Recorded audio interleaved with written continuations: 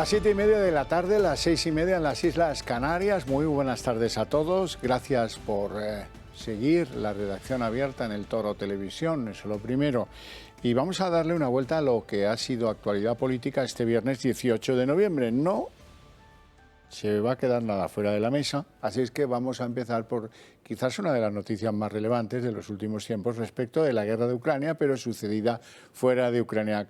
Como les hemos contado muchas veces, hay un gasoducto que lleva desde la lejana Siberia gas al norte de Europa.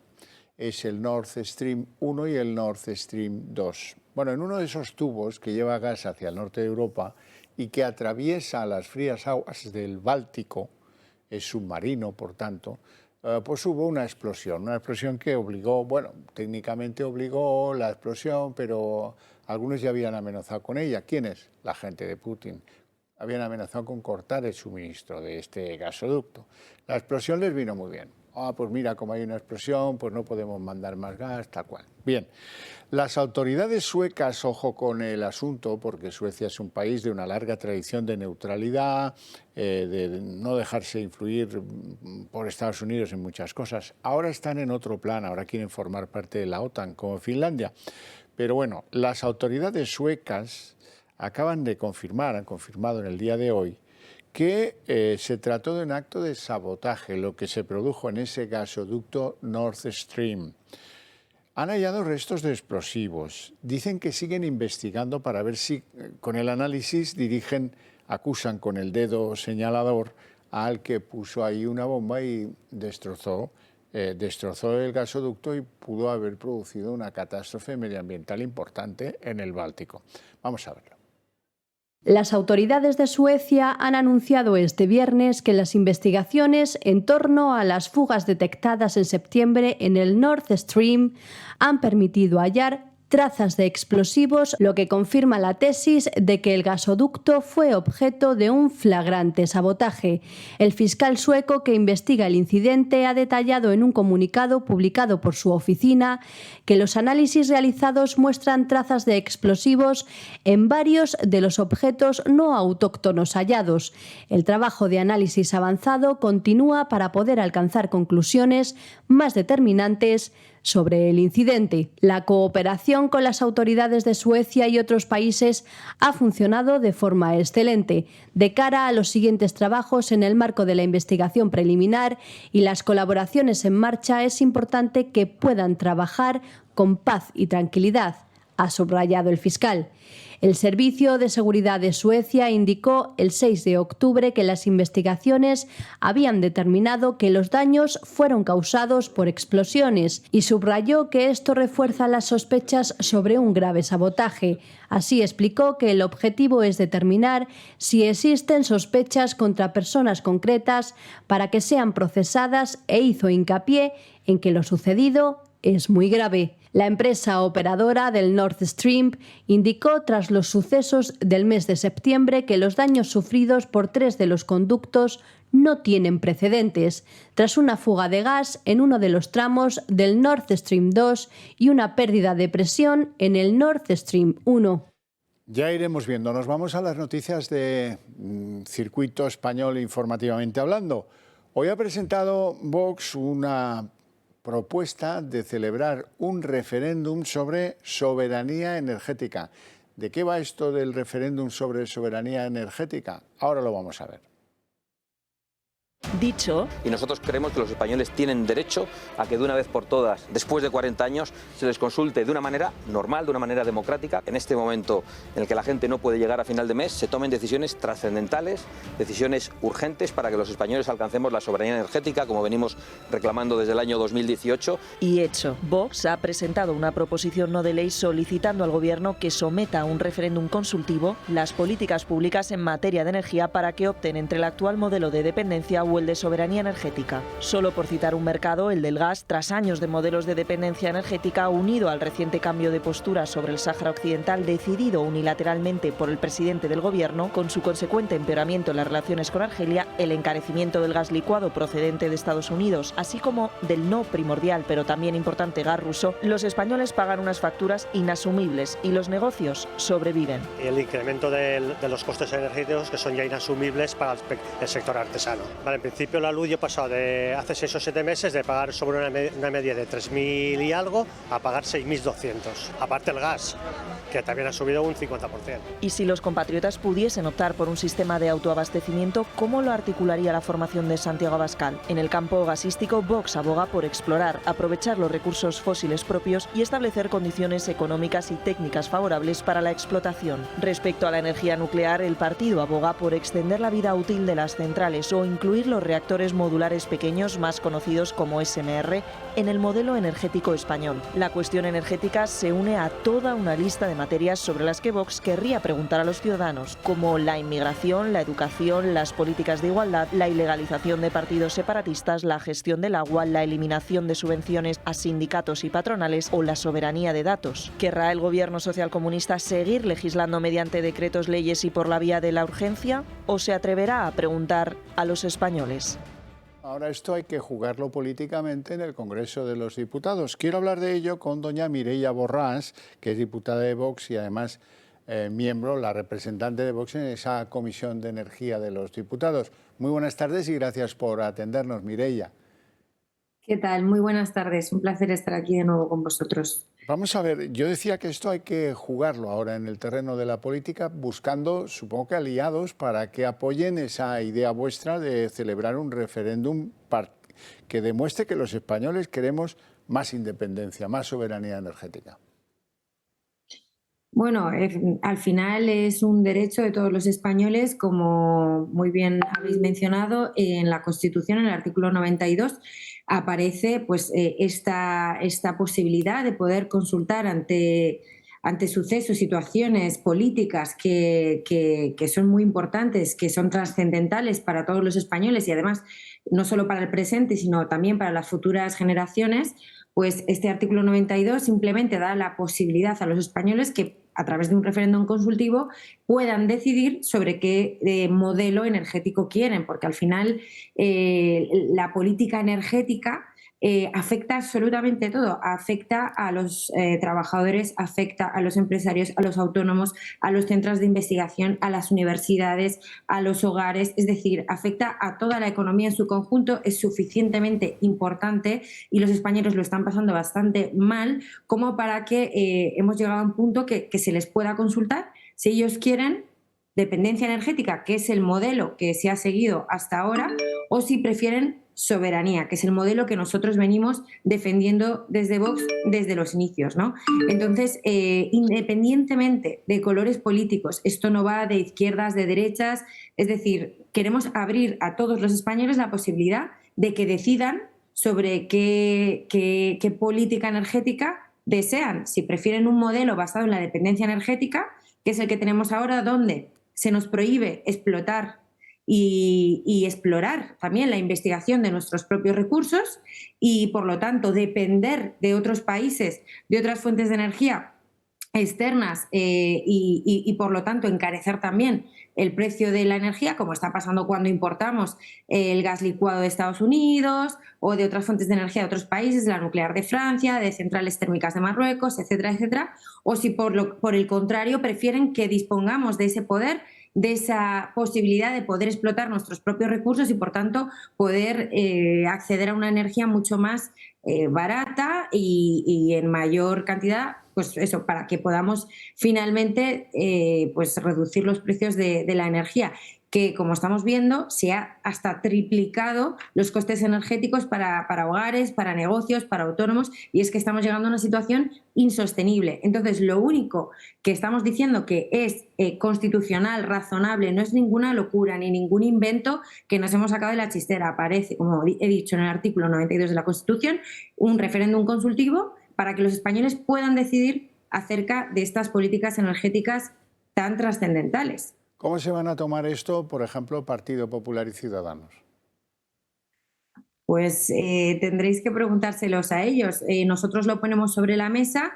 Creemos que es suficientemente razonable, tenemos el aval como digo, de la ley, de la Constitución, para justificar esto, y creemos que es suficientemente importante como para llegar a este momento de decir, bueno, basta, que los españoles decidan. A nosotros nos parece una locura que en plena crisis energética se estén volando centrales térmicas por los aires, se esté atacando constantemente a la nuclear, no haya un plan nacional de energía para, por ejemplo, reactivar o ponernos a trabajar en todos los recursos de los que dispone España para ponerlos a trabajar para la nación, para que esta situación no vuelva a suceder. No hay un plan energético donde se pueda, por ejemplo, alargar la vida útil de las centrales nucleares e incluso pues el plantearnos instalar pequeños reactores modulares, los SMRs que habéis mencionado efectivamente, y ver en qué ubicaciones se pueden instalar, si en las nucleares que tenemos ahora mismo en funcionamiento, o incluso en algunas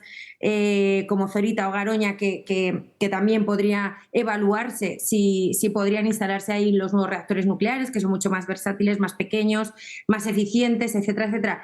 No hay ningún plan, no se está haciendo absolutamente nada más que ceder nuestra soberanía a terceros países, encareciendo, por tanto, los costes energéticos. Y bueno, pues yo sobre las decisiones de otros partidos y mucho menos como ciudadanos, que uno no sabe pues eso, la decisión que va a tomar en cada momento, ¿no? Pero, hombre, desde luego es pleno sentido común. Como ya le digo, no es algo que sea ninguna locura, ni sea algo que bueno, que nosotros nos hemos sacado de la manga. Es algo que es totalmente razonable, y creo que todos estamos de acuerdo en que esta situación es insostenible. ¿Y cómo hemos llegado a esta situación? A través de una política energética que ha cedido nuestra soberanía, que ha atacado a nuestros propios recursos y a nuestras propias fuentes energéticas, y nosotros creemos que los españoles seguramente no están nada de acuerdo con esta política energética, que se están tomando decisiones a espaldas de las necesidades de los españoles y seguramente a favor de otros poderes o de otros intereses que no son, desde luego, los de los españoles. Y del dogma energético, no nos olvidemos nunca. Mireia Borràs, es un placer tenerte en el programa. Te deseo un buen fin de semana, eres muy amable. Gracias. Muchas gracias, igualmente. Hasta pronto. Bueno, además de esas cosas, de lo energético, les tengo que dejar constancia de que en la madrugada de hoy, o sea ayer, ultimísimas horas, los sanitarios madrileños desconvocaron la huelga de la sanidad, sobre todo de las urgencias sanitarias. La cuestión es saber quién ha cedido más. Vean. 9 días de huelga y una manifestación han logrado torcer el brazo de Isabel Díaz Ayuso. El sindicato de médicos, AMITS, y la Consejería de Sanidad han llegado a un acuerdo que pone fin a los paros y dota de más médicos a las urgencias que Ayuso había cerrado en la pandemia. Estamos razonablemente satisfechos y los profesionales están razonablemente satisfechos. Hay que pensar que en un acuerdo ambas partes ceden cosas. En el acuerdo alcanzado, la Consejería cede y renuncia a los 78 centros de urgencia previstos. Solo abrirá 49, pero contarán, eso sí, con asistencia médica presencial en todos ellos. Agradecer el trabajo y el esfuerzo a la Consejería de Sanidad, al consejero y a todo su equipo, así como a todos los profesionales sanitarios de la Comunidad de Madrid. El pacto supone que se garantice el servicio en los municipios más pequeños, pero en cambio compromete la apertura del resto de centros. Y ahora queda el paso en mesa sectorial, que habrá que definir algunos de esos puntos para que ya tengamos toda la red tal y como habíamos planteado desde un inicio, ¿no? Ante el acuerdo alcanzado por el gobierno de Díaz Ayuso, a los portavoces de Más Madrid y PSOE no les ha quedado más remedio que reconocer el logro, aunque achacan el mismo a la presión de la manifestación y siguen poniendo pegas. Buena noticia, estamos algo mejor que ayer, pero peor de lo que debemos estar. De este modo, el gobierno regional consigue terminar con uno de los frentes abiertos en la sanidad madrileña, pero no condiciona otras huelgas pendientes. Este lunes está previsto que arranque otra huelga indefinida, pero esta vez de los médicos de familia y pediatras, que afectará a unos 5.000 profesionales. Además, varias comunidades amenazan con ir a huelgas. En Cataluña, por ejemplo, crece el malestar entre los sanitarios y piden al gobierno un cambio radical que elimine la precariedad. Mucha gente nos sigue porque somos gente de principios. Yo les dije en enero, vamos a cambiar juntos lo que pasa en la política que tenga relación con las drogas. La vamos a orientar para que dé soluciones a este problema, que es uno de los más acuciantes de la sociedad española. Hoy os traigo 2 ejemplos. El primero, Barcelona y Tarragona. Ahora van a ver imágenes. En Barcelona y Tarragona han interceptado esta granja que, a pesar de que parezca pues poco densamente plantada, tenían ahí 50 toneladas de droga, de marihuana concretamente, y un montón, ahora los van a ver, de inmigrantes. Están un poco pixeladas las caras para que no sean reconocibles, etcétera, pero son de origen subsahariano y trabajaban en esta explotación, pero vamos, una cosa tremenda. Está esta gente, los subsaharianos, ahora los veremos con las manos arriba, porque probablemente hayan sido detenidos durante algo de tiempo hasta ver cuál es el papel que jugaban ahí. Naturalmente el papel que jugaban ahí era plantar y recolectar, ahí los ven, plantar y recolectar al servicio de los intereses de los señores de la droga. Barcelona y Tarragona.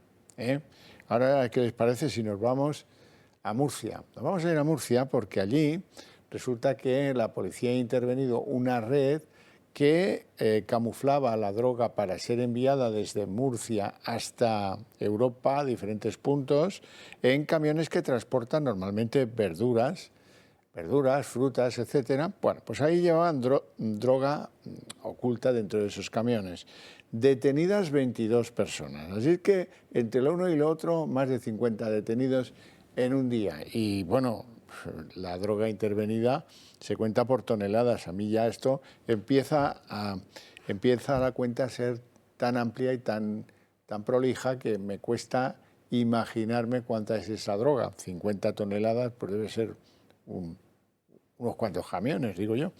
En fin, por eso, porque somos gente de palabra, este es un medio de comunicación que mantiene un contacto muy especial con su público, con ustedes. Y por eso les hacemos un guiño a que colaboren con el Club de Amigos del Toro Televisión, que nos ayuden a crecer, que se suscriban de alguna manera, que nos hagan una pequeñísima aportación económica para que seamos más eficaces, nuestra señal llegue a toda España y podamos mejor defender lo que ustedes comparten con nosotros, valores, creencias, ideas y un sentido muy estricto de la libertad particular de la gente. Ya tenemos en el Club de Amigos del Toro Televisión la lotería navideña. Ahora van a ver el numerito a ver si alguno se enamora y alguno quiere compartir con nosotros la suerte de la Navidad. Y bueno, para que vean que el Club de Amigos es un asunto moderno, han decidido hacer suyo esto del Black Friday. Y en la tienda del Club de Amigos, si le han echado el ojo a algún producto, no dejen de llamar al Club de Amigos porque tienen ofertas en los precios de los productos que nosotros les enseñamos cada día, pues productos con precios rebajados muy interesantes para todos ustedes.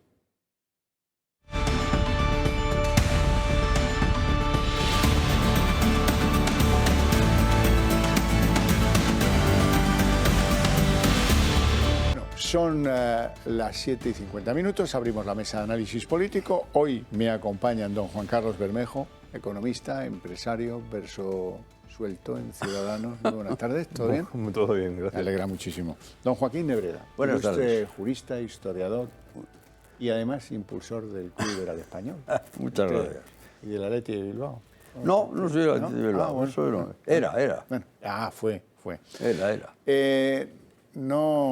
No hay otro tema. Parece que no haya otro tema. Dentro de poco va a ser el Mundial de Qatar. También, si tenemos tiempo, les hablaré de eso. Pero es verdad que esto de la ley del solo sí es sí es una vergüenza porque los que la defienden, los socialistas o los podemitas, se han abrazado a unas mentiras descomunales que hemos tratado en el siguiente vídeo de despiezar para todos ustedes. La revisión de las penas y la salida de agresores sexuales de la prisión provocada por la entrada en vigor de la ley del solo sí es sí de Irene Montero está poniendo de manifiesto las consecuencias de promover y aprobar leyes ideológicas. Como era de esperar, tanto Podemos como el PSOE echan balones fuera y algunos incluso se atreven a echar la culpa a los jueces. De entre todas las reacciones hay algunas que destacan y no precisamente por nada bueno. Y lo mismo que se ha aplicado con carácter retroactivo, apliquemos con carácter retroactivo esto para que esa persona que posiblemente, que también estamos hablando aquí en preventivo, pueda salir a la calle, pues vuelva a la cárcel. Una fórmula inviable legalmente que pone de manifiesto dos cosas: su absoluto desconocimiento de la legalidad española y su tremenda osadía a la hora de hablar en televisión sobre un tema del que no sabe nada. La extrema izquierda, sin embargo, ha optado por la táctica de atacar a los jueces. Buenos días. ¿Sigue habiendo ciertos jueces machistas que están bajando ilegalmente las penas a violadores repugnantes, mientras la derecha mediática les aplaude y la progresía mediática se pone en perfil porque analizan que es contra Irene Montero? ¿O ya han parado?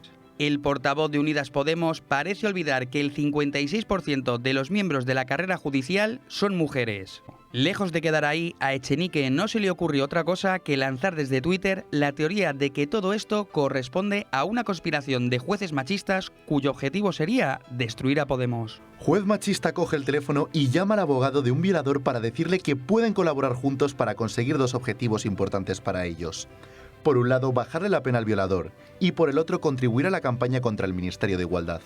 A esta oleada de insultos y ataques a los jueces no podía faltar el ministerio de Irene Montero, que a través de la secretaria de Estado de Igualdad llegan incluso a poner en duda la formación de los jueces y asegura que deben ser adoctrinados. Que lo dice Naciones Unidas, que en España los jueces no tienen formación en materia de género, que es una vergüenza. Fórmense, señores jueces. Este es el nivel del gobierno socialcomunista, violadores y agresores sexuales en la calle por su incompetencia y la culpa es del sistema heteropatriarcal.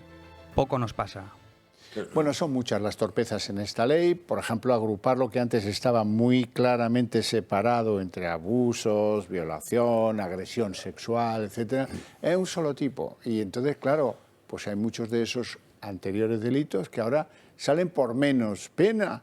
Y entonces la Constitución obliga a los jueces a aplicarles lo más benévolo, con carácter incluso retroactivo, y eso lo tienen que haber tenido en cuenta. Aquí han sido muy torpes, como dicen las feministas radicales. El otro día me reí mucho, Bermejo, con eso. Dice, la han cagado.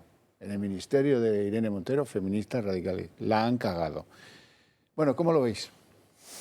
Bueno, yo, en mi opinión, creo que una violación siempre es una agresión. Eso es una opinión mía. Y entonces yo soy partidario de que lo que había antes, que diferenciaba entre abusos y agresiones, que la diferencia era si se demostraba violencia física o no. A mí eso me parece que no era correcto, es decir, porque había violaciones, por lo tanto, agresiones que no habían sido provocadas con violencia, porque te habían drogado, porque historia, en hombres y mujeres, ojo, aquí sí. En las dos cosas. No importa. Por lo tanto, yo creo que el espíritu de la ley era correcto, era adecuado. ¿Qué ha pasado aquí? Estoy digiriendo una cosa que ha dicho usted. Dice, siempre que hay violación hay agresión. En mi opinión, sí. No, hay agresión. Pues no, porque hay violencia o intimidación. Consentimiento y acceso carnal que no es violación y que luego se denuncia como tal. El engaño está presente en muchas de las denuncias por violación. Esto no solo en España, sino en el mundo entero en los últimos tiempos. El viejo código señalaba la agresión, que es una utilización de violencia o intimidación en un acto de limitación de la libertad sexual. La segunda, agresión con penetración, que es violación. Y la tercera es abuso. Y el abuso no requiere violencia ni intimidación. El abuso puede ser infinito. Bueno, no vamos aquí a darnos promesa o mil cosas. Claro. Y puede ser, el abuso también puede ser con penetración, claro. Porque si ha habido consentimiento, pero puede haber consentimiento en la relación sexual, pero abuso. Joaquín, eran tres conceptos que estaban clarísimos, pero tenían penas muy claras, cada una tenía su agravante. Las penas de abuso eran mucho menores que las de agresión, que las otras. Como es lógico. Y yo insisto, es que, yo considero que si a mí me echan aquí una droga, me drogan y me meten una por el culo, y etcétera, vamos a hablar claro, eso es una agresión como una catedral. Muy bien. Y nadie me ha pegado, ni me ha puesto una pistola encima, ni no sé qué. Por lo tanto, yo creo que, y repito, el espíritu de la ley era correcto. El problema es que al final estamos en manos de analfabetos. Porque se ponen a redactar las cosas, no hacen caso a los que saben, a las personas que saben, que tienen experiencia en redacción de leyes, han dejado una disposición transitoria claramente que no la han puesto porque claro, Cuando usted dice, es que ahora el rango va de 4 a 12. Pero es que los delitos se han fusionado, es que no es lo mismo. Entonces, cuando un juez ahora tiene la obligación de revisar qué pasa con la nueva ley, dice, vamos a ver, tendré que ir caso por caso, porque si resulta que si este tío o esta tía resulta que cometió este delito, ¿cómo lo encajo ahora aquí en este nuevo rango? Esa es la clave. Entonces, hay jueces que están diciendo, no hay cambio. No hay cambios, porque el delito está encajado en este rango, pero hay otros delitos probados que a lo mejor estaban en el rango más bajo de los 6 años y ahora como son 4 entre 6, pues, o entre 8 y no sé qué, pues fuera. Pues esa es la torpeza, joder. Es que nosotros también hemos votado eso a favor. Porque también soy poco. Porque somos torpes, porque no lo hemos mirado. Claro. Porque sois pagos. No lo hemos mirado. Vamos a ver, tenemos al Consejo del Poder Judicial que dice, oiga, vamos a ver, que aquí hicimos un informe, que lo tenemos aquí, y ustedes ni se lo han mirado. Que la ignorancia es muy atrevida, ¿eh? Muy atrevida. Por cierto, ¿quiénes votaron que sí a esta ley, que ahora han dejado sola a la Irene Montero? Tampoco se dice que Victoria Rosell es la jueza inspiradora de este texto porque la cajera del Satur no tiene el encaje intelectual para poderlo llevar a cabo y no se quieren dejar asesorar porque ellos están en la justicia proletaria, en la justicia popular. Por eso dicen barbaridades de los jueces. Los jueces son franquistas, pero si los depuró Felipe González a los jueces franquistas, ¿pero qué me está contando, hombre? Por el amor de Dios. Ya está bien. ¿Quién votó que sí a esta ley? Va a ser interesante que ustedes lo conozcan. Las polémicas por la ley del solo sí es sí no dejan de crecer e Irene Montero cuenta cada vez con menos apoyos. La presión sobre ella se multiplica y la mayoría de partidos que conforman el arco parlamentario están a favor de modificar dicha ley. No es una exageración el hecho de buscar culpables y desde Vox tienen claro quiénes han sido. Si somos justos, la responsabilidad de lo que está pasando no es solo de la ministra Montero, en enorme medida lo es de Pedro Sánchez. Pero es que lo es también de Ciudadanos, de PDeCAT, de Junts per Cat, de RC, de Bildu, porque todos ellos votaron a favor de esta ley. Casi 3 meses han pasado desde aquel día en el que se votó esta ley que tan desprotegidas ha dejado a las mujeres. ¿Pero qué partidos fueron los que apoyaron dicha ley? Además de la coalición gubernamental, Esquerra, PNV, Bildu, Ciudadanos, Más País, Compromís, Junts, PDeCAT, BNG, Coalición Canaria y Teruel Existe pulsaron el botón del sí. Hoy, a la vista de los últimos acontecimientos, casi todos quieren que se dé marcha atrás. Por otro lado, PRC y la CUP decidieron abstenerse y tan solo PP y Vox se opusieron. Sin embargo, como en casi todas las votaciones, también hubo errores. 4 diputados del PP votaron telemáticamente a favor por error. La presión dentro y fuera del Ejecutivo comienza a ser cada vez más insoportable y la mayoría de los españoles solo piensan una cosa, la dimisión de Irene Montero. El PP es como Paco de Lucía, siempre está entre dos aguas, pero sin guitarra. Esto del acto de contrición estuvo muy mal que lo mandáramos a los archivos centrales. Nadie hace acto de contrición. La ministra hace una ley que es una castaña, pero pilonga, y no pedirá perdón. No dirá vamos a revisar a ver en qué nos hemos equivocado. Lo mismo hace Inés Arrimadas, que no se leyó la ley o que no la consultó con quien debía consultarla y que la apoyó porque en ese momento, esto va en meses en Ciudadanos, quería quedar bien con Sánchez. Al mes siguiente quiere quedar bien con Feijóo y la cosa va según cómo. Ahora con Vox. ¿Qué dice Arrimadas? Vamos a escucharla. Me parece que lo que está haciendo la ministra Montero es negar la realidad y desde luego ir a atacar a un pilar fundamental de nuestra democracia que son los jueces y nosotros, como bien saben, somos firmes defensores de las resoluciones judiciales y estamos totalmente en contra de que el gobierno le diga a los jueces lo que tienen que hacer y mucho menos de que les culpen a ellos de sus propios errores. Alto ahí, la cara sí que la pone de acto de contrición. Lo que pasa es que no dice hemos cometido un error y pedimos las culpas. Porque así son los políticos. Bermejo, no te hagas político. No, sí. Vamos a ver, hay que ser objetivo. Es decir, una cosa es la buena fe, insisto, que yo creo que esta ley había que apoyarla en el espíritu. En el espíritu que venía a solucionar ese problema. No sé cuál era el espíritu, pero el resultado ha sido clamorosamente nocivo. ¿Qué pasa? Que a los diputados... O sea, a ver, Inés, los diputados no estamos ahí de adorno. Somos servidores públicos, tenemos que leernos las cosas, tenéis asesores ahí a tutiplén para que os digan las cositas, y también habláis con el resto de grupos parlamentarios, que es que hasta los de Esquerra pusieron una enmienda, joder, es que hasta los de Esquerra pusieron una enmienda diciendo, ojo, que a ver si se van a quedar gente, a ver si va a haber beneficiados, ¿no? Violadores beneficiándose de todo esto. Y claro, tenemos que decir que, joder, que no que estuviera mal apoyar este tipo de ley, sino esa ley, ese texto, eso es lo que hemos hecho mal, Inés, y tenemos que reconocerlo. Y perdona que termino, porque es que le voy a decir una cosa a Vox y al PP. Sí, vosotros no votasteis a favor. Pero bueno, algunos del PP sí. Bueno, los que... Bueno, se equivocó. Pero, oye, no os he oído ninguna vez decir que esto iba a pasar, ¿eh?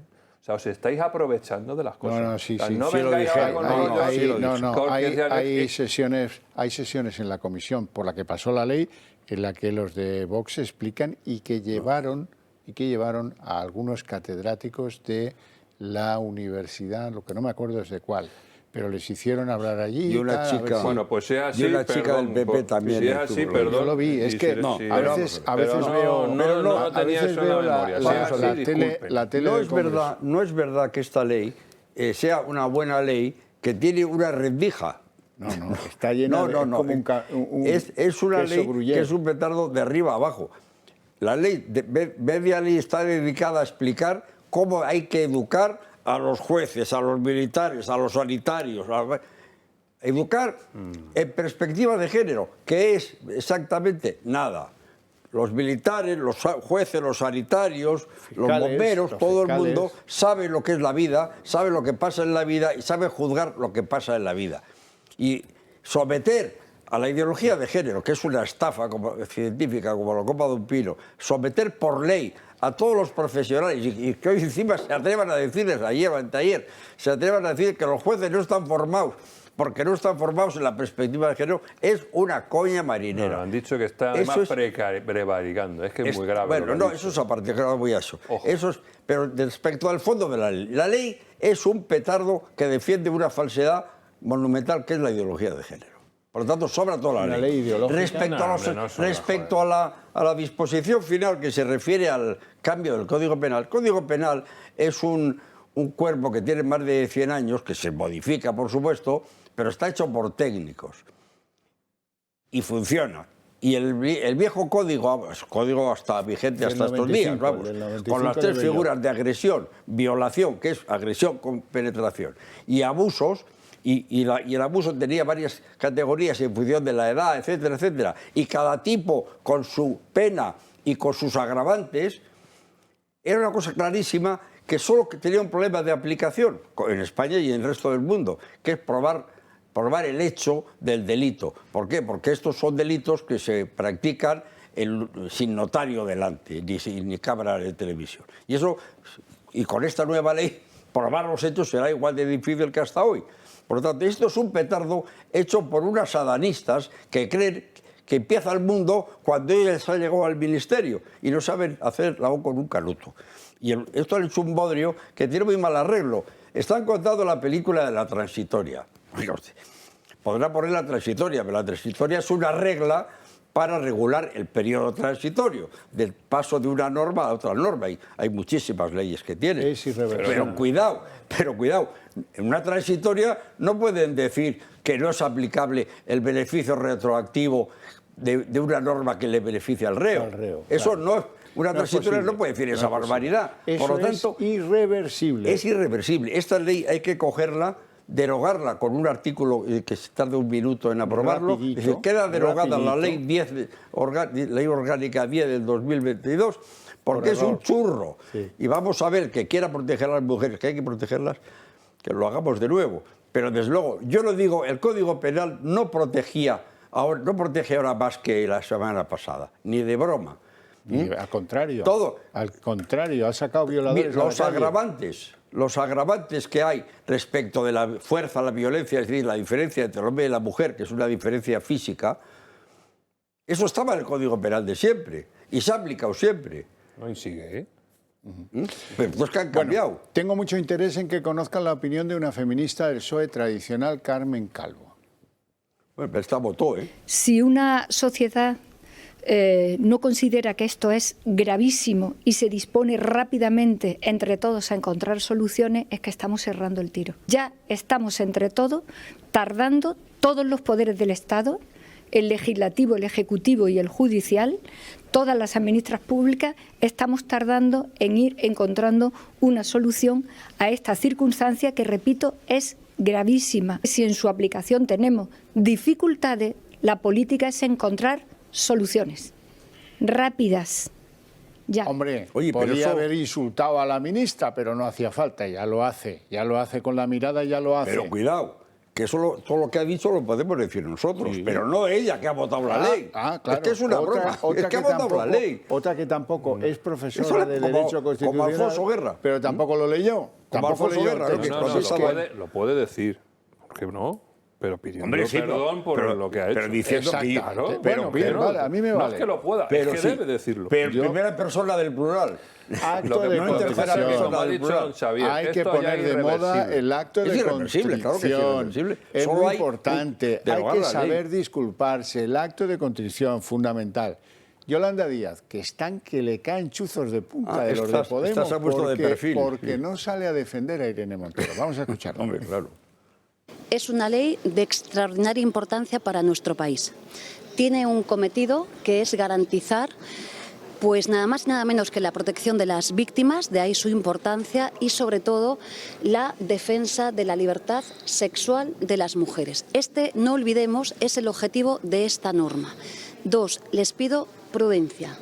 3, la finalidad de esta norma es la que he citado y con este objetivo se ha hecho. Y 4, me parece que es muy interesante, yo soy jurista, lo acabo de decir, no soy especialista en esta materia, pero creo que es importante que dejemos trabajar al Supremo. Es decir, ni una palabrita de aliento hacia Irene Montero y están que se la comen viva. Tanto Echenique, hombre, ¿cómo es posible? Tal como el gran capo de la organización, que es Iglesias. ¿Qué dice Iglesias? Bueno, ha estado Iglesias feroz. Miserable, no solo es miserable y cobarde, sino políticamente estúpido ponerse de perfil cuando machacan a una compañera. ¿Qué os ha parecido? Esto es sensacional. Pero mira, ha conseguido romper todos mis esquemas esta señora podemita que fue juez en Canarias, Victoria Rosell. Porque ella tiene la solución. Matemos al mensajero, lo de siempre. Señores de los medios de comunicación, deberían ustedes hacer acto de contrición y dejar de publicar estas noticias para que la gente no se entere de que nuestra ley ha producido 20 tíos en la calle, o mañana 30, o pasado mañana 50, claro, o el día de pasado mañana 100. No lo digan, porque nos dejan al clareo, nos dejan con el trasero al aire. Victoria Rosell. La vía es que las defensas van a pedir revisiones. Dejemos de hacernos eco de que las defensas pidan las revisiones como pidieron en su día la absolución y tienen a los clientes condenados. O sea, lo que las defensas piden es parcial, de parte, literalmente parcial. Entonces, cuando ellos lo piden, yo no haría noticia porque esto alarma mucho a las mujeres y no es lo que piden abogados, pues eso, de violadores que quieren menos pena. Va a conseguir lo contrario, por lo menos de un servidor. Cada vez que salga un violador de la cárcel me voy a dedicar a averiguarlo y a exponerlo. Cada vez que salga un agresor sexual de la cárcel o le rebajen la condena me voy a dedicar a explicarlo y a exponerlo. Y si tengo que hablar con sus abogados, ejerceré mi derecho a la libertad como periodista y lo haré. Porque esa no es la manera. Silenciémoslo. Que la hemos cagado, pero silenciémoslo. No sea que se entere. Pero es que además ha mentido, porque ha dicho que lo pide la parte, que lo pide el abogado del reo. No, es que lo van a tener que hacer de oficio. Es que es de oficio, por principio. Es que o sea, un juez no puede... Los jueces, en los juzgados, quiero decir, las causas con preso, se tiene, con un rotulador gordo, pone causa con preso, para estar atentos, y hay que entender que no se les escape y tener 2 años más en la cárcel de lo debido, porque el abogado se ha podido morir o se ha podido volver loco. Y cuando hay una revisión legal, como esta que se ha ocurrido ahora, de oficio el juez va a revisar, le dirá al secretario, revisa todas las causas que tienes, a ver cuántas es aplicable, y ahí se puede equivocar. Y si recurre el fiscal o la víctima al Supremo, pues el Supremo va a decir, usted se ha equivocado, pero se ha equivocado en la cuenta, no se ha equivocado en el concepto, porque si si efectivamente entra en la banda que se sale de la pena, calle, no del pues tipo, el tipo es de la pena, pues hay que sacarle el día siguiente, nada más. Claro. Y luego, si evidentemente, un magistrado del Jueces por la Democracia lo ha estado confundiendo esta tarde en la 4, creo que era, ¿no? Estaba enfollenándolo. Puede meterle en la cárcel otra vez, naturalmente. Si el juez de instrucción se equivoca y hace la cuenta mal y le dice que a usted hay que bajarle 2 años y medio, cuando solo hay que bajarle 1 y medio, pues oiga usted al maco hasta que cumpla el 1 y medio. Pero si no se equivoca, si no se equivoca, se acabó. Y ya es irresoluble. Y además no se van a equivocar porque los secretarios del juzgado están hasta el gorro de hacer la cuenta. Claro. ¿No? Y porque además, pues eso se tiene por gente seria. Bueno, ¿qué dice Feijóo de todo esto? Pues que ellos ya avisaron. Otros que dicen que ellos ya avisaron, ¿eh? Bermejo no solo los de Vox, que yo lo vi, sino también dice Feijóo que ellos ya avisaron. Y hemos trasladado al Gobierno, antes de su aprobación, que esa ley iba a facilitar la disminución de las penas en los delitos sexuales. Y lamentablemente así se ha producido. Solamente 2 votamos en contra de la ley y lo que necesitamos en este momento es que alguien asuma responsabilidades en el Ministerio de Justicia y en el Ministerio de Igualdad. Bueno, esto es un asunto viejísimo. Los catedráticos, yo tengo apuntados aquí varios. En mi libro que salió en marzo ya se reproducen textos de catedráticos diciendo que la escuela y decía, esto es regresista esta norma. Hace tabula rasa de todo ello, metiendo en el mismo saco conductas de desvalor muy distinto, porque además supone otorgar al juez un excesivo margen de elección en la pena. Mala cosa para la seguridad jurídica y para la igualdad. Claro, si tú tienes 3 tipos estancos, cada uno con sus... lo metes todo en uno, abres el abanico una barbaridad, y entonces el juez tiene una discrecionalidad, pues según más dice amplia, este catedrático, excesiva. Más amplia. Está claro, Joaquín, que está claro. No es discutible el asunto. Yo no comprendo cómo pueden hablar de eso. Un absoluto desastre, y ya llevamos 19 o con pena rebajada o algunos excarcelados por la implicación de esta ley mal hecha, aunque el propósito pudiera ser bueno, cosa que pues no vamos a discutir ahora, pero han hecho un pan como unas hostias, ¿eh? Así sencilla. Esa es la realidad. Bien, mi amigo Griñán, vamos a hablar un poquito de mi amigo Griñán, porque dice, no, es que este Sánchez quiere indultarlo. Que Felipe González también indultó a Josep María Sala, el de Filesa. Le acompañaron a la cárcel como a Barrio Nuevo, le dejaron allí un tiempo, pero lo indultaron. No es nada nuevo en la conducta del PSOE, la de indultar a aquellos que distraen el dinero. Tampoco, Josep María Sala tampoco se metió 1 euro en el bolsillo, lo cual no es óbice para que... No tiene nada que ver. En el tipo penal no se habla de... Ahora se habla... Griñán le ha pedido al tribunal 120 días de plazo para ver si le dan el indulto, le rebajan la malversación o lo que sea. Y algunos del PSOE dicen que le quieren acompañar a la cárcel. Bueno, le han dado 10 días para ingresar voluntariamente. Eso. ¿Cuál es la diferencia entre ingresar voluntariamente en el plazo que te da el tribunal, juzgador, o hacerlo cuando te llevan esposado? Claro que te lleven. Porque eliges el sitio donde vas a estar. Eso es muy importante cuando uno tiene que ir a la cárcel, según me cuentan algunos que han pasado por yo le voy a dar una idea ahora. Bueno, todavía más sorprendente, lo dicho por Pablo Iglesias, este lenguaraz, que en algún momento fue vicepresidente del Gobierno. El Partido Socialista tiene muy poca vergüenza por pedir el indulto para Griñán. Véanlo todo porque no tiene desperdicio. José Antonio Griñán entrará en prisión el próximo viernes 25 de noviembre, pero no acudirá solo al centro. Miembros del PSOE se ofrecen a acompañar la prisión. No obstante, el partido se desvincula de este hecho. Juan Espadas le ha mostrado apoyo y cariño por parte del partido, pero no le acompañará al no ser que el propio Griñán se lo pida. Se trataría de antiguos compañeros del partido que estaban cuando se produjo la corrupción y que forman la vieja guardia del PSOE. Griñán está intentando posponer al máximo su entrada en la cárcel. El pasado jueves solicitó un aplazamiento de su ingreso en prisión de 3 meses. También ha pedido al juzgado que se den prisa para agilizar el incidente de nulidad y al gobierno para que se acelere la tramitación del indulto. La posibilidad de que el Ejecutivo le dé el indulto a Griñán no le ha gustado nada a Pablo Iglesias. Menos si condenan a Griñán. Entonces ya no tanto, ya hay que indultarle, ¿no? Poca vergüenza del PSOE y sus medios afines. En una semana en la que la relación PSOE y Podemos en términos judiciales no atraviesa su mejor momento, llega Pablo Iglesias a echarle más leña al fuego. En fin, bueno, pues así está la cosa. Yo quiero hacer una sugerencia al gobierno para facilitar las cosas, porque hay que sacarle pronto a Griñán, eso no tengo ninguna duda que le van a sacar pronto. Mi sugerencia es que le manden a la prisión de Basauri, en Vizcaya, y el PNV lo saca en una semana. Sí, eso es lo que están haciendo con los etarras. Son muy buenos. O sea, si le mandan a Cáceres igual tiene más lío, pero si le mandan a Basauri en una semana está en la calle. La campeona de eso es una mujer de Álava, que ahora tiene un problema descomunal, porque antes que ser la jefa de la cosa penitenciaria vasca, era la responsable de un centro de menores en Álava, donde ha pasado exactamente lo mismo que con Mónica Oltra. Menores, abusadas, denuncias, negación de las denuncias, esconder papeles, no sé qué, y un partido que, como a Mónica Oltra, les premia y las convierte a la una en vicepresidenta y a esta en consejera. Siempre lo mismo, si es que este país que repite todos sus errores. Industria política. Da hasta repelús. Por cierto, ¿saben ustedes hoy la Junta de Portavoces del Congreso, en la que han votado todos en contra de la ultraizquierda, con PSOE, PP, Vox, Ciudadanos, tal, defendiendo que no haya comisión de investigación sobre la actuación de Marlaska respecto de la valla de Melilla? Ahora, eso sí, va a tener que ir y dar explicaciones al Congreso el próximo 30 de noviembre. Ya saben también que el defensor del pueblo, que es Ángel Gabilondo, le puso las peras al cuarto al tal Marlaska, que va un poco recrecido, y que como juez no ha abierto ni la boquita con lo de la ley del solo sí es sí. En fin.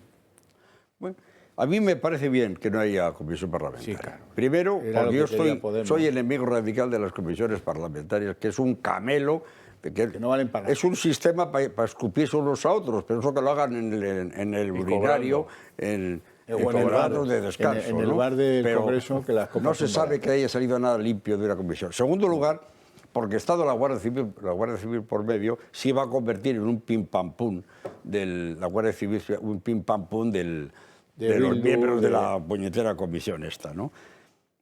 Y creo que lo razonable es que vaya al Pleno Marlaska, se le ponga de chupa, de perejil, de chupa domine, y que imponga la obligación al presidente de quitarlo del medio, que yo creo que hasta él mismo descansaría, ¿no? Podrían aprovechar para quitarla a Montero.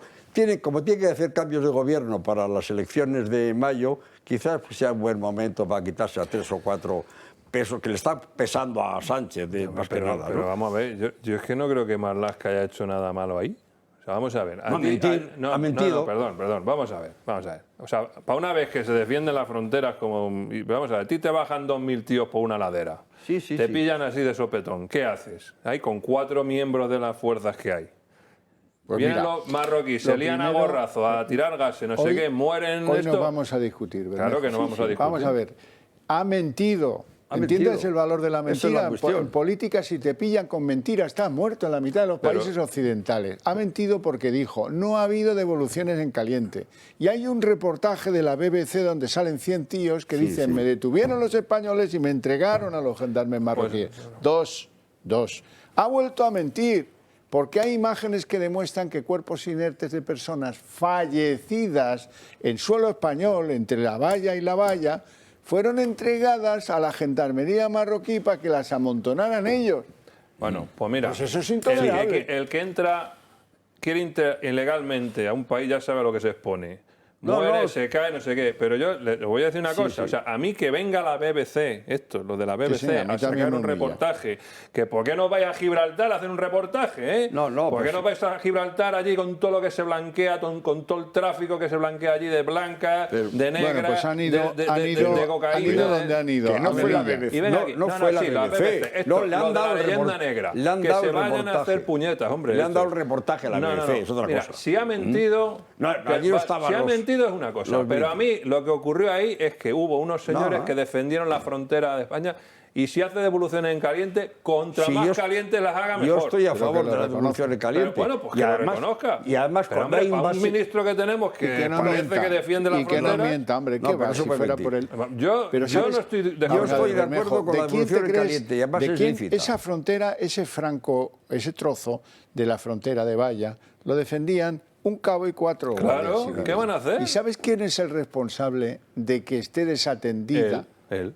Claro. Él. O sea, que no le salves porque es el culpable de todo. Mintió, que es lo grave del asunto. Es que podemos acusarle de eso, pues de eso, pero no de que ha habido muertos. No, pues no, si sabían a lo que se exponían. No, de eso nadie le va a acusar. Están ahí invadiendo un país, Sí, coño. que Si yo mueren, pues yo qué quieres que te diga. No solo que soy partidario, sino creo que es lícito que en el caso de invasión vale la expulsión en caliente. Solo faltaba que no puedas echar a pero que la reconozca y que sea transparente. Lo tiene que decir él. Ya es hora de que tengamos un ministro decente. Engaña como ha engañado cuando se cargó a los generales, y a los coroneles. El del bulo del culo, no se olvide. Bueno, como no somos ninguno de los tres futboleros, quiero contarles a ustedes, para que se empapen, lo que es esta vergüenza del Mundial de Qatar. Vean. 20 de noviembre es la fecha elegida para que ruede el balón en el Mundial de Qatar, una competición llena de polémica por todos los trapos sucios que han ido destapando por el camino. Comencemos por su construcción. Hace 10 años que el país fue seleccionado para organizar y hospedar a todo el mundo en la gran competición futbolística. Construyeron 7 nuevos estadios que costaron la vida de más de 6.500 trabajadores inmigrantes, exactamente unas 12 muertes cada semana. A esto se le suman las condiciones laborales pésimas viviendo en zulos, retrasos en los pagos e incluso amenazas en caso de abandono. También el país expresó su negativa en recibir a personas homosexuales, algo duramente castigado con hasta penas de 7 años. Qatar ha pedido expresamente que no quiere muestras de afecto por las calles y que la gente respete sus ideales y cultura. Este tipo de decisiones han hecho que muchas personas no quieran asistir al Mundial. De hecho, muchos artistas han rechazado actuar. Culpan a la organización de dar más importancia al dinero ingresado que a los valores transmitidos por el país. Y la cosa no se queda aquí. La guinda del pastel que marca este Mundial como el más vergonzoso de la historia es la imagen de personas locales del país que venden ser de otros países. Pues bien, si seguimos los estereotipos básicos, un alemán promedio es de esta manera. Y los aficionados alemanes que están en Qatar son así.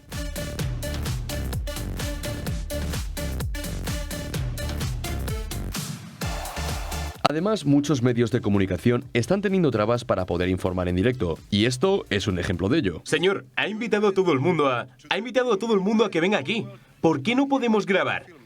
Es un lugar público, esta es la acreditación. Podemos grabar donde queramos. ¿Y dónde se podrá ver este polémico mundial? No podía ser de otra manera y Radio Televisión Española será quien lo retransmitirá, la cadena del gobierno de Pedro Sánchez. Bermejo, y todos genuflexos ante esto. Bueno, es que todo lo que rodea a la FIFA, a la UEFA, al fútbol, esto es basura, corrupción. Sí. O sea, no voy a decir nada más con eso. Y el abuso, el querer lavar la cara a un país que está en el medioevo, porque quiere estar en el medioevo, porque tiene dinero para ponerse a la altura de California, por decir algo, en 5 años, es intolerable. Que Occidente proteja a estos tipos es intolerable. Y que corten la liga de los países, haya que ir ahora porque en verano, que cuando se juega el Mundial es imposible jugar a nada allí, ni a la chapa se puede jugar allí por el calor que hace. En fin, no tengo tiempo para más. Os agradezco muchísimo vuestra presencia, vuestras opiniones también. A ti también te quiero, Bermejo, no te enfades. Ya lo sé, por eso... Bueno, y les invito a ver El Día en 30 minutos a todos ustedes.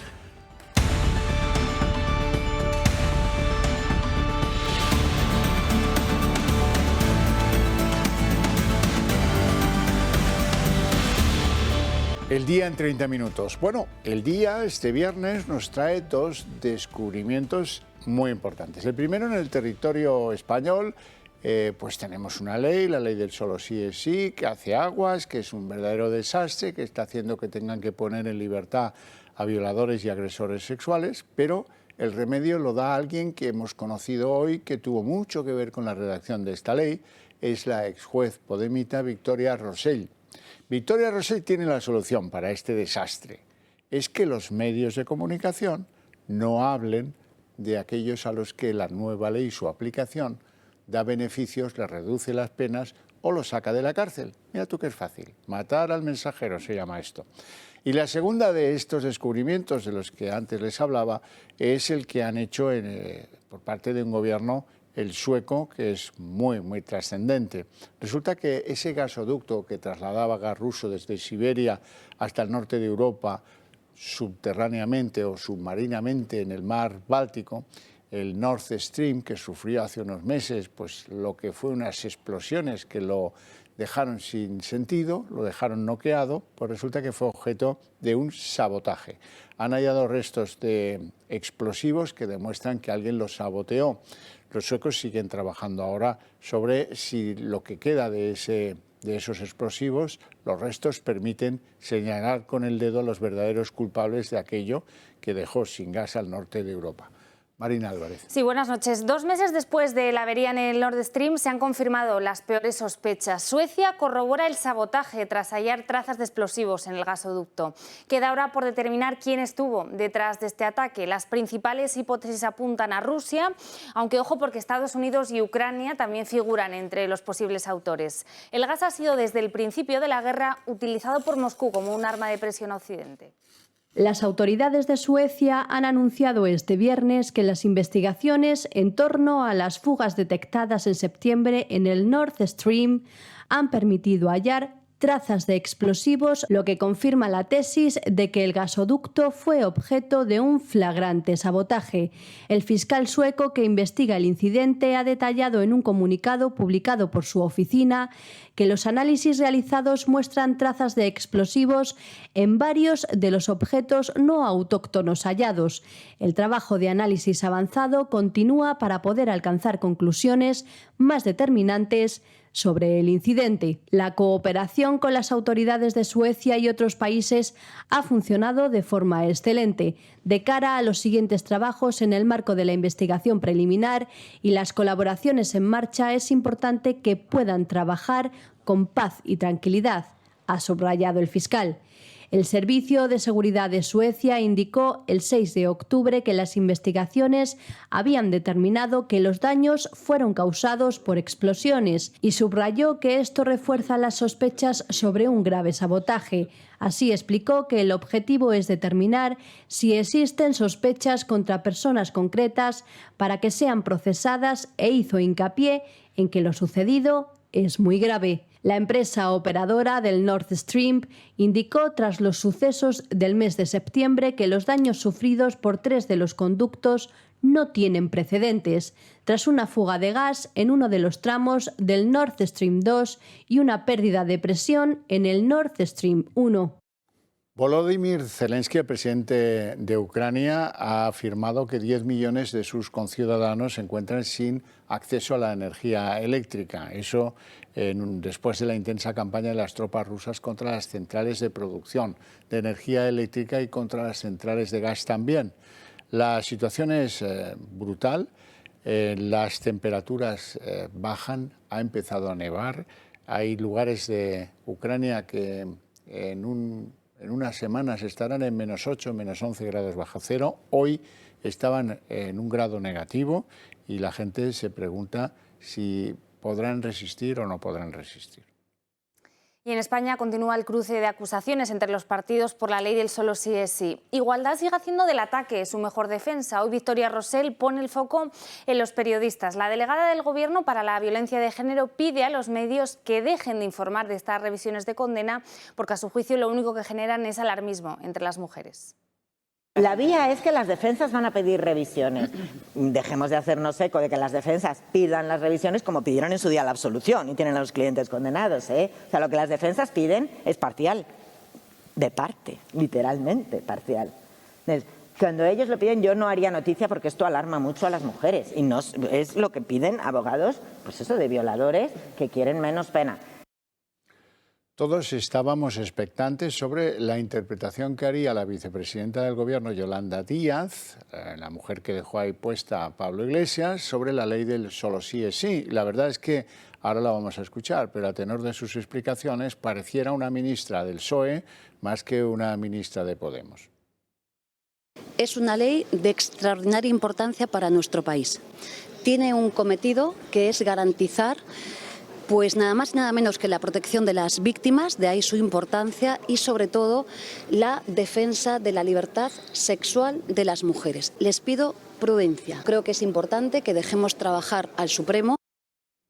Y desde Podemos no esconden el malestar con la vicepresidenta por no apoyar públicamente a Irene Montero. Pablo Iglesias aprovecha la ocasión para volver a arremeter contra Díaz y hoy ha condenado en Twitter su falta de contundencia. Según el fundador de Podemos, ponerse de perfil cuando atacan a una compañera no solo es miserable y cobarde, sino que es políticamente estúpido, ha dicho. Bueno, y desde las filas socialistas siguen arreciando esas críticas contra la ministra de Igualdad. Hoy ha sido el turno de Carmen Calvo. La exvicepresidenta, muy dura en su día con la ley trans de Montero, ha alertado de la gravedad de las consecuencias de la ley y ha urgido ya a tomar medidas lo antes posible. Si una sociedad no considera que esto es gravísimo y se dispone rápidamente entre todos a encontrar soluciones, es que estamos cerrando el tiro. Ya estamos entre todos tardando, todos los poderes del Estado, el legislativo, el ejecutivo y el judicial, todas las administraciones públicas, estamos tardando en ir encontrando una solución. Llevamos apenas una semana discutiendo los errores de la ley solo sí es sí. Se trata, para los dos partidos que conforman el gobierno Sánchez, de defender lo indefendible, de contar mentira tras mentira, de reiterarlas y de ceñirse a eso sin entrar en un debate a fondo sobre los posibles errores que tiene la ley. Para que ustedes no se pierdan en esa torrentera de mentiras, se las hemos querido compilar y ofrecer en junto. La revisión de las penas y la salida de agresores sexuales de la prisión provocada por la entrada en vigor de la ley del solo sí es sí de Irene Montero está poniendo de manifiesto las consecuencias de promover y aprobar leyes ideológicas.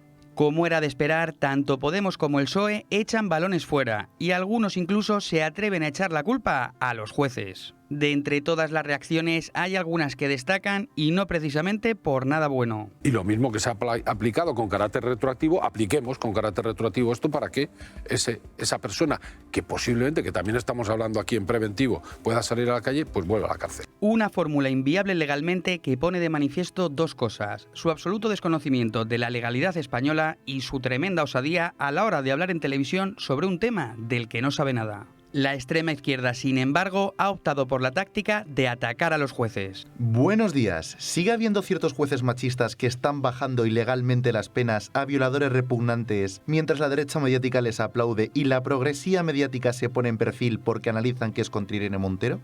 ¿O ya han parado?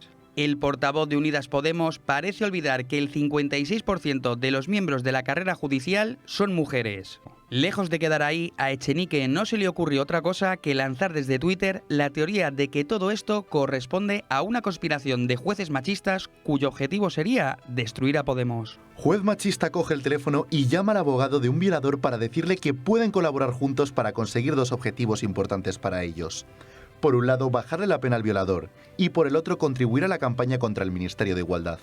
A esta oleada de insultos y ataques a los jueces no podía faltar el ministerio de Irene Montero, que a través de la secretaria de Estado de Igualdad llegan incluso a poner en duda la formación de los jueces y asegura que deben ser adoctrinados. Que lo dice Naciones Unidas, que en España los jueces no tienen formación en materia de género, que es una vergüenza. Fórmense, señores jueces. Este es el nivel del gobierno socialcomunista, violadores y agresores sexuales en la calle por su incompetencia y la culpa es del sistema heteropatriarcal. Poco nos pasa. Y otro tema delicado en el Gobierno, la entrada en prisión de Griñán. Es ya una realidad inevitable en los próximos días. El PSOE afronta dividido este momento. Mientras que viejos compañeros de partido planean acompañarle en su entrada a la cárcel, la actual cúpula socialista no quiere participar en esta foto. Y en medio de ese fuego cruzado, con Podemos por la ley del solo sí es sí, Iglesias denuncia la poca vergüenza del PSOE por este posible indulto a Griñán. José Antonio Griñán entrará en prisión el próximo viernes 25 de noviembre, pero no acudirá solo al centro. Miembros del PSOE se ofrecen a acompañar la prisión. No obstante, el partido se desvincula de este hecho. Juan Espadas le ha mostrado apoyo y cariño por parte del partido, pero no le acompañará al no ser que el propio Griñán se lo pida. Se trataría de antiguos compañeros del partido que estaban cuando se produjo la corrupción y que forman la vieja guardia del PSOE. Griñán está intentando posponer al máximo su entrada en la cárcel. El pasado jueves solicitó un aplazamiento de su ingreso en prisión de 3 meses. También ha pedido al juzgado que se den prisa para agilizar el incidente de nulidad y al gobierno para que se acelere la tramitación del indulto. La posibilidad de que el Ejecutivo le dé el indulto a Griñán no le ha gustado nada a Pablo Iglesias. Menos si condenan a Griñán. Entonces ya no tanto, ya hay que indultarle, ¿no? Poca vergüenza del PSOE y sus medios afines. En una semana en la que la relación PSOE y Podemos en términos judiciales no atraviesa su mejor momento, llega Pablo Iglesias a echarle más leña al fuego.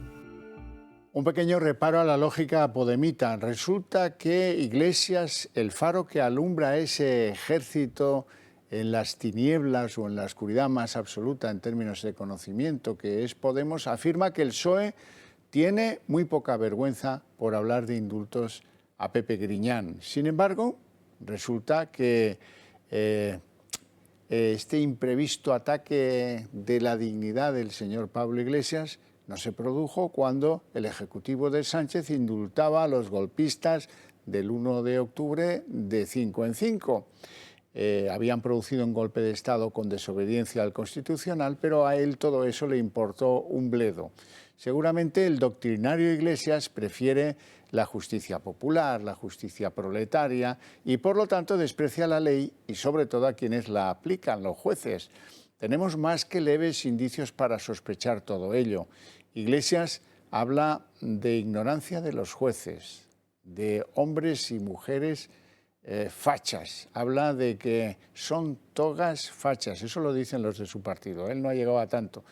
Y la verdad es que no es porque los jueces puedan provenir del franquismo, que de eso ya se encargó Felipe González, que los depuró, sino porque el contacto con la ley debe contaminar mucho y hace que sea muy difícil que se planteen asaltar los cielos los que imparten la justicia en cualquier país, en el nuestro específicamente.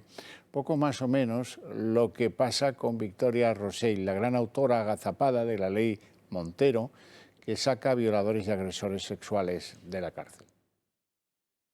Bueno, y nuevo espaldarazo de Tezanos al PSOE, que vuelve a colocar al partido como primera fuerza en contra de lo que pronostican el resto de los sondeos. En su encuesta de noviembre, el CIS aumenta 1,5 puntos la ventaja de Sánchez sobre Feijóo, que pierde fuelle respecto al mes de octubre. Vox sería el beneficiado de esta fuga de votantes. El partido de Santiago Abascal crecería más de 1 punto y Ciudadanos perdería apoyo en estas últimas semanas. El barómetro, por cierto, se realizó después de la ruptura del PP de las negociaciones del CGPJ, pero no recoge la reacción a la reforma de la sedición o al escándalo de la ley Montero. Bueno, y sobre las cesiones al independentismo se ha manifestado hoy precisamente Núñez Feijóo. El presidente del PP ha acusado a Sánchez de hacer un código penal de autor y ha justificado su ruptura de las negociaciones del CGPJ en que eran incompatibles con entregar la ley a los secesionistas. ¿Alguien en España entendería que en el Congreso de los Diputados se estén tramitando 2 proyectos de ley contradictorios? El primero, un proyecto de ley orgánica del Poder Judicial para más independencia judicial y menos politización judicial, y un proyecto de código penal que significa un código penal de autor que hayan redactado los condenados por el Tribunal Supremo y que además deje sin efecto las sentencias del Tribunal Supremo. La Junta de Portavoces en el Congreso de los Diputados hoy ha decidido descartar la comisión de investigación sobre la actuación del Ministerio del Interior y del ministro Fernando Grande Marlaska en aquel incidente de la invasión de la valla de Melilla. Bueno, eso no quiere decir que el ministro del Interior, Fernando Grande Marlaska, no deba comparecer ante el Pleno del Congreso el próximo 30 de noviembre para aclarar ante sus señorías qué decisiones políticas tomó en unos días después de que el defensor del pueblo, el socialista Ángel Gabilondo, le enmendara fundamentalmente la plana. Intento fallido de Podemos y los socios independentistas de crear la comisión de investigación por la tragedia de Melilla. El PSOE, con los apoyos de PP y Vox, la tumba. Desde las formaciones consideran que antes de investigar nada, Marlaska tiene que dar explicaciones. Hemos pedido que comparezca el ministro antes de juzgarle en una comisión de investigación. El Gobierno ha aceptado la comparecencia del ministro de Interior y si lo que nos cuenta el ministro de Interior es esclarecedor, pues no nos parece oportuno proseguir con una comisión de investigación. El ministro del Interior comparecerá el próximo 30 de noviembre en el Congreso. Los diputados que acudieron a Melilla hace unas semanas no pudieron ver en su totalidad los vídeos de los hechos. Por eso, a partir del próximo viernes 25, los portavoces podrán acudir al Ministerio del Interior a visualizar las imágenes de la tragedia, algo que ha criticado la oposición, por no enseñarlas en el Congreso. Que no compartimos, y así hemos manifestado, que las imágenes haya que ir a verlas al Ministerio del Interior. Debiera de ser en el Congreso donde se puedan ver esas imágenes, como en otras ocasiones se pudieron ver imágenes también de cuestiones que afectaron a nuestra frontera y que con total transparencia otro gobierno puso a disposición. Podemos presionó para crear la comisión de investigación tras publicarse el documental de la BBC, donde se cuestiona la versión de Marlaska de los sucesos ocurridos el pasado 24 de junio en la valla de Melilla. La iniciativa volvió a ser registrada junto a Bildu, Esquerra, Más País, Compromís, la CUP y el BNG. La sorpresa para el gobierno llegó cuando el defensor socialista del pueblo, Ángel Gabilondo, publicó en un informe que no creía las explicaciones del ministerio. Ahora tendrá la oportunidad de aclarar a la oposición y a los socios del gobierno lo ocurrido. Si no, PP y Vox presentarán su propia petición para abrir una comisión de investigación. 10 días después de que la sanidad madrileña se organizara en una huelga contra las decisiones de la Consejería de Sanidad del gobierno de Díaz Ayuso, en la pasada madrugada se desconvocó esa huelga de los servicios de urgencia tras haber llegado a un acuerdo. La Consejería de Sanidad del Partido Popular en Madrid renuncia, eso sí, a 78 puntos de los llamados de atención continuada, es decir, 24 horas de los que estaban previstos, y además va a haber en los que quedan en pie 49 asistencia médica presencial en todos ellos. 9 días de huelga y una manifestación han logrado torcer el brazo de Isabel Díaz Ayuso. El sindicato de médicos, AMITS, y la Consejería de Sanidad han llegado a un acuerdo que pone fin a los paros y dota de más médicos a las urgencias que Ayuso había cerrado en la pandemia. Estamos razonablemente satisfechos y los profesionales están razonablemente satisfechos. Hay que pensar que en un acuerdo ambas partes ceden cosas. En el acuerdo alcanzado, la Consejería cede y renuncia a los 78 centros de urgencia previstos. Solo abrirá 49, pero contarán, eso sí, con asistencia médica presencial en todos ellos. Agradecer el trabajo y el esfuerzo a la Consejería de Sanidad, al consejero y a todo su equipo, así como a todos los profesionales sanitarios de la Comunidad de Madrid. El pacto supone que se garantice el servicio en los municipios más pequeños, pero en cambio compromete la apertura del resto de centros. Y ahora queda el paso en mesa sectorial, que habrá que definir algunos de esos puntos para que ya tengamos toda la red tal y como habíamos planteado desde un inicio, ¿no? Ante el acuerdo alcanzado por el gobierno de Díaz Ayuso, a los portavoces de Más Madrid y PSOE no les ha quedado más remedio que reconocer el logro, aunque achacan el mismo a la presión de la manifestación y siguen poniendo pegas. Buena noticia, estamos algo mejor que ayer, pero peor de lo que debemos estar. De este modo, el gobierno regional consigue terminar con uno de los frentes abiertos en la sanidad madrileña, pero no condiciona otras huelgas pendientes. Este lunes está previsto que arranque otra huelga indefinida, pero esta vez de los médicos de familia y pediatras, que afectará a unos 5.000 profesionales. Además, varias comunidades amenazan con ir a huelgas. En Cataluña, por ejemplo, crece el malestar entre los sanitarios y piden al gobierno un cambio radical que elimine la precariedad. Y abrimos página económica. El precio de la luz caerá mañana a mínimos desde el inicio de la crisis energética gracias al empuje de las renovables. 56 euros más o menos será lo que pagaremos de media este sábado.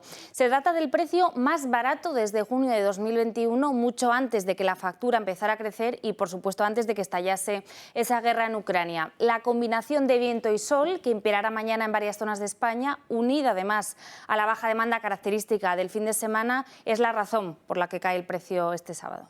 Y el grupo parlamentario de Vox ha registrado una proposición para que se celebre un referéndum consultivo en el que los españoles decidan si están de acuerdo con la actual dependencia energética, falta de soberanía energética que tenemos, o si estarían de acuerdo en explorar otras vías que nos hicieran más independientes.